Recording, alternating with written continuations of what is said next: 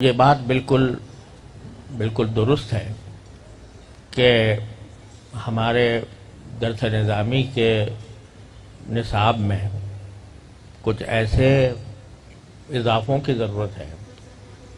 کہ جس کے ذریعے ہم مغربیت اور الحاد کے سیلاب کا مقابلہ کرنے کے لیے اپنے طلباء کو تیار کر سکیں۔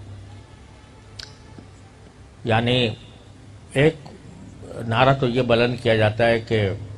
قدیم و جدید تعلیم کا امتزاج پیدا کر دیا جائے، وہ تو در حقیقت اس نقطۂ نظر سے ہے کہ تاکہ یہاں سے جب طالب علم جائے تو وہ سرکاری مناصب تک پہنچے، سرکاری عہدوں تک پہنچے۔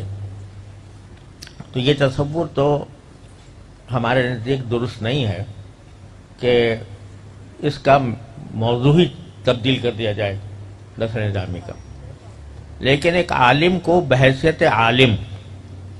اپنے زمانے کے جن حالات سے باخبر ہونا چاہیے اور اپنے زمانے کے حالات میں وہ دین کو مؤثر انداز میں دوسروں تک پہنچانے کا جو سلیقہ ہونا چاہیے وہ پیدا کرنا بڑا ضروری ہے۔ آج سے میں نے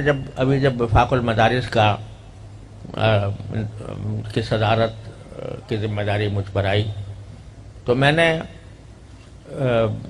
وفاق المدارس عربیہ کے جو مختلف عاملہ کے اجلاسات شروع سے ہوئے ہیں ان سب کی حالات میں، ان سب کی قراردادوں کو میں نے پڑھا تو اس میں وفاق المدارس عربیہ کے اصل جو صدر، سب سے پہلے صدر تھے حضرت علامہ شمس افغانی صاحب رحمۃ اللہ علیہ، ان کی ایک تقریر میں نے پڑھی، اسی مجلس عاملہ میں انہوں نے تقریر کی تھی، اور اس کا حاصل یہ تھا کہ آج کی دور کا سب سے بڑا فتنہ وہ مغربیت ہے،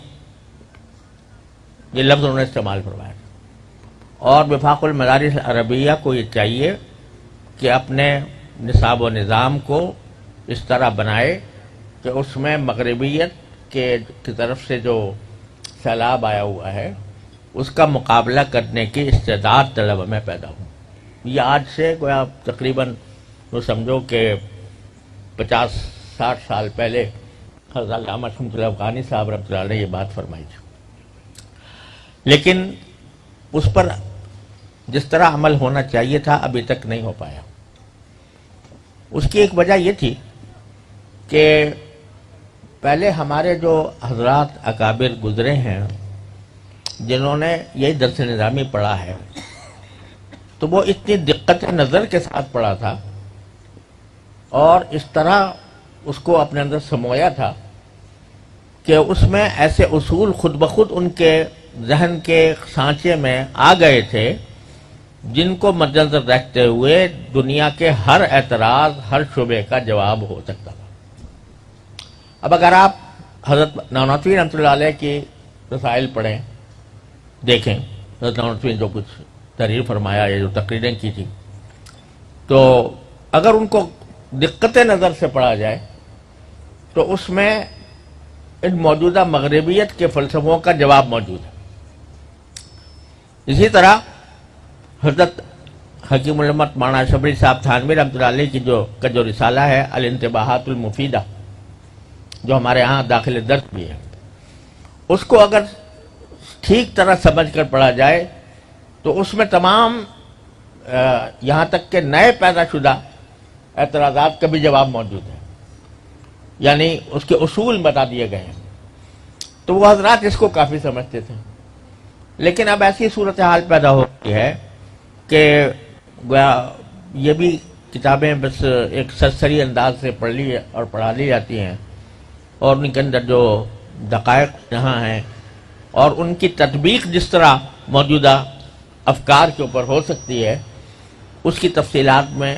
جانے کا یا تو استعداد نہیں ہے یا اس کی تعلیم و تربیت اس طرح نہیں ہوتی۔ لہذا ضروری ہے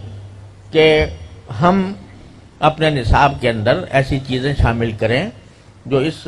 مغربیت کے سیلاب کا مقابلہ کرنے کے لیے اپنے طلباء کو تیار کیا جا سکے، اور اس کے لیے الحمدللہ کام شروع ہو چکا ہے، اور ہمارے وفاق کے تحت ایک نصاب کمیٹی ہے، تو اس میں یہ بات اس کو سپرد کی گئی ہے کہ وہ نصاب کا اس پہلو سے جائزہ لے کر، اور اس میں جہاں بعض چیزیں ایسی ہیں جو اب غیر ضروری ہو گئی ہیں، مثلا منطق جو ہے، جو پرانی پہلے کسی زمانے میں ہم نے تو ملا حسن بھی پڑھی تھی، اور ملا حسن کے بعد پھر آگے جا کر پتہ نہیں میر زاہد رسالہ خدا جانے کیا کچھ پڑھایا جاتا تھا. اس کے بعد پھر سلم تک نوبت آ گئی، پھر اب سلم بھی چلی گئی، بیچاری بال قطبی رہ گئی، تو وہ اس طرح تک بات پہنچی ہے. لیکن بہرحال ضرورت اس بات کی ہے کہ ان مضامین کو جو غیر ضروری ہیں ان کو مختصر کیا جائے، اور اس میں ایسے جدید مسائل کا اضافہ کیا جائے کہ جن کی موجودہ دور میں ضرورت ہے. آپ نے جو فرمایا کہ جب ہم کبھی اسکول کالج میں جاتے ہیں، وہاں پر پڑھانے کی نوبت آتی ہے، تو وہاں کے ماحول میں جو اصطلاحات چلتی ہیں ہم ان سے بے خبر ہوتے ہیں، الا یہ کہ ہم خود اپنا مطالعہ کریں. تو یہ صرف اسکول کالجوں کی بات نہیں ہے، اگر ہم کبھی کسی جگہ کوئی دین کی تبلیغ کے لیے، دعوت کے لیے کوئی خطاب کریں، تو وہاں پر بھی ایسے ماڈرن افراد کا مجمع ہوتا ہے کہ جس میں اگر آپ اپنی اصطلاحات استعمال کریں گے تو ان کے سر سے گزر جائیں گی. آپ کو ان کی زبان میں، ان کی اسلوب میں بات پہنچانے کی ضرورت ہوگی. تو اس وجہ سے اس نقطۂ نظر سے الحمدللہ وفاق میں کام شروع ہوا ہے. لیکن اس میں ایک دشواری یہ ہے کہ آج ہم شہر میں بیٹھ کر ایک بات کر رہے ہیں، اور بہت سے مدارس ایسے ہیں جو بالکل دیہات میں واقع ہیں، اور وہ عادی ہیں کہ ان کے ہاں جو فضیلت اور کمال کا جو مدار ہے وہ میر زاہد رسالے پر ہے، اس میں جو ہے وہ ملا جلال کے اوپر ہے، وغیرہ وغیرہ.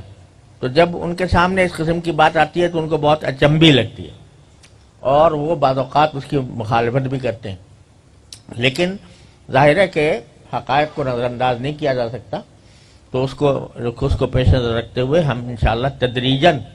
یہ کام کرنا ہمارے پیش نظر ہے وفاق کے ذریعے، اور انشاءاللہ یہ کام رفتہ رفتہ ہوگا. لیکن اس دوران جو آپ نے تجویز پیش کیا ہے وہ بہت بہترین ہے کہ ہم مختلف چھٹیوں میں مختلف قسم کے کورسز کرائیں، اور اس میں اپنے طلباء، اپنے فضلاء جو ہمارے باہر ہیں، تو ان کو دعوت دیں کہ اس میں وہ شریک ہوں. جیسے کہ 3 کورسوں کا آپ نے حوالہ دیا، وہ اسی نقطۂ نظر سے کیے گئے تھے کہ تاکہ ہم جو باہر حضرات ہیں ان کو مختلف موضوعات پر تیار کیا جائے.